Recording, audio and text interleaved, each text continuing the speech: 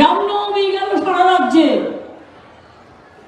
মুর্শিদাবাদের ঘটনা আমি যদি বলি পরিকল্পিত ঘটনা, আজ সকাল থেকে সব ন্যাশনাল মিডিয়া আর রিজিওনাল মিডিয়াকে বলে দিয়েছে একতরফাভাবে সংখ্যালঘুদের বিরুদ্ধে মিথ্যে কথা বলতে আর হিন্দু মুসলমানের বিভাজন করতে।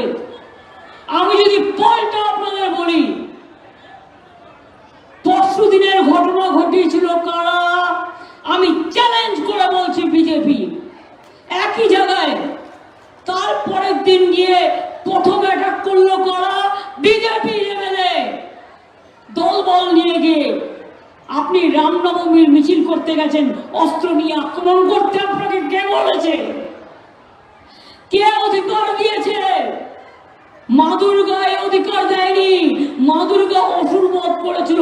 আপনাদের মতো অসুরদের বধ করার জন্য মা দুর্গার প্রয়োজন আছে। রাম তো নিজের চোখ দিয়েছিল, মা দুর্গাকে দিতে গিয়েছিল, আর আপনারা মানুষের চোখ কেড়ে নেন। 19 জন আহত হয়েছে, 80 আহত হয়েছে। আমার কাছে ছবি পাচ্ছে, মাথা ফাটিয়ে দেওয়া হয়েছে একটা কমিউনিটির লোকেদের। আমি উত্তেজনা ছড়াতে চাই না।